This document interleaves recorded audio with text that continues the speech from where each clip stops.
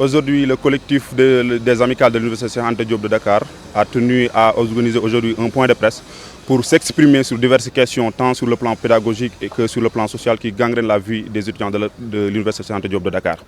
Donc parmi ces points, d'abord, pour ce qui est en rapport avec le rectorat, nous avons une protestation contre les règles qui devront définir l'organisation de l'Université Cheikh Anta Diop de Dakar.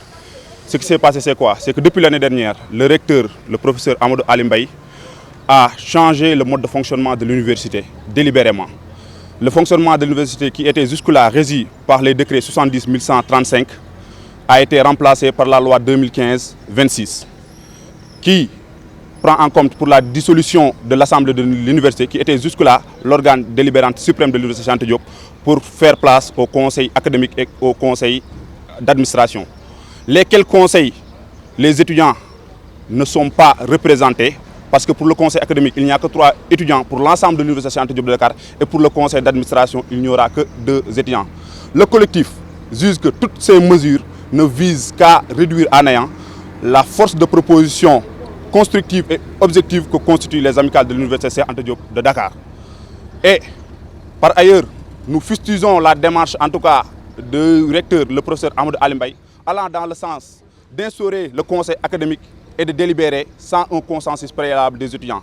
Donc aujourd'hui, le conseil académique de l'UCAD est mis en place sans les étudiants de l'Université Cheikh Anta Diop de Dakar.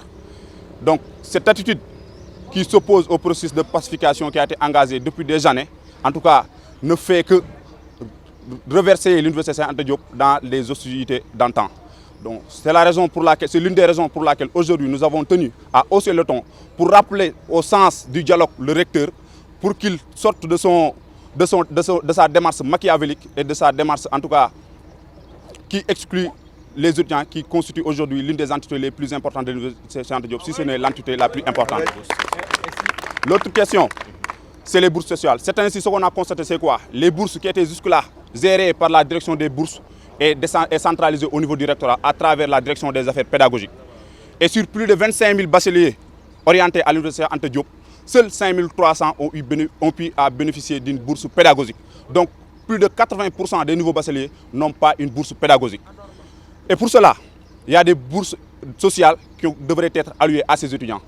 Et je vous dis, sur presque plus de 15 000 demandes qui ont été formulées par les étudiants de l'Université Cheikh Anta Diop, seuls 2500 ont été octroyés. Donc, ce qui nous amène à une chiffre de 25% des bourses sociales octroyées par rapport à la demande. Et nous, en tant que collectif des amicales de l'UCAD, nous disons ce nombre très insuffisant par rapport à la demande. Et interpellons directement le rectorat à travers la direction pédagogique à prendre des mesures idoines afin que ces nombres puissent être rehaussés pour les différentes facultés qui constituent l'Université Cheikh Anta Diop de Dakar. L'autre point, en ce qui concerne toujours le rectorat, c'est le manque criard d'infrastructures pédagogiques au niveau des campus de l'Université Cheikh Anta Diop. Aujourd'hui, le constat est unanime.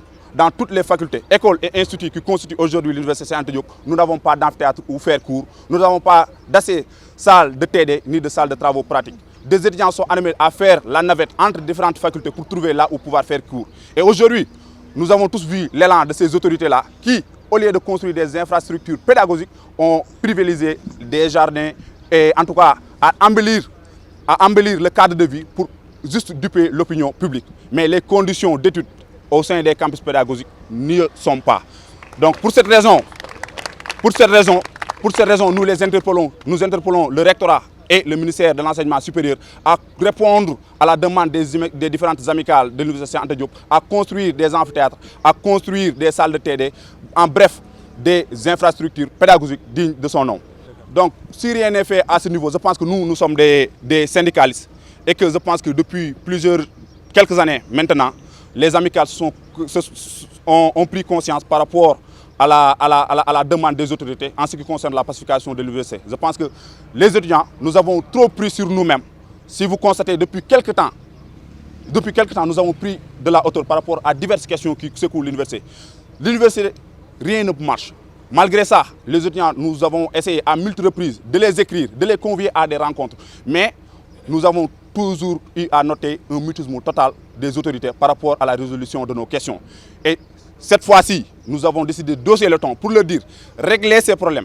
Si tel n'est pas le cas, dans un délai très court qui ne dépasserait pas 15 jours, le collectif viendra à la charge avec avec en tout cas des mesures très idoines qui seront réfléchies et décidées en assemblée du collectif des amicales. Donc, pour ce qui concerne le cadre social aussi, nous avons tous eu à le constater. Partout à l'université, depuis plus de 3 ans, il n'y a que des chantiers. Le premier, je vous dis que la démolition des pavillons au niveau de la cité Aline Sitoé Diatta, ex-Clodel. Depuis presque 3 ans, des pavillons ont été démolis et d'autres en construction. Mais depuis ce jour, on n'a jamais vu un pavillon sortir de terre à la cité Aline Sitoé Diatta. Et ça, ce n'est pas normal. Malgré nos différentes visites des chantiers, le pavillon que vous voyez juste à côté, en février, nous avons tenu une visite de chantier. Et le directeur du COUD, avec le directeur de AMSA, qui gère en tout cas la construction de ces pavillons, nous ont dit en février, dans un délai de 2 mois, ces 2 pavillons seront livrés. Aujourd'hui, je pense que nous avons dépassé cette échéance et nous sommes à plus de 3 mois. Et ces pavillons-là, si on nous dit aujourd'hui que ça sera livré dans un délai de 3 mois, nous ne croyons pas à cela. Donc il y a trop de laisser-aller par rapport au campus pédagogique, par rapport au campus social. Dans les pavillons qui sont déjà existants, partez dans les pavillons UJK, des pavillons TUV. Les conditions de vie des étudiants sont presque à la limite inhumaines. Et ça, c'est inacceptable. Malgré nos visites, les étudiants manquent de matelas. La literie ne répond pas. Il n'y a presque plus d'armoires dans ces pavillons-là. Les toilettes, n'en parlons même pas. C'est une plomberie qui est toujours sointante. Où les conditions de vie des étudiants ne peuvent pas, en tout cas, répondre aux normes, en tout cas, d'hygiène dans un campus social.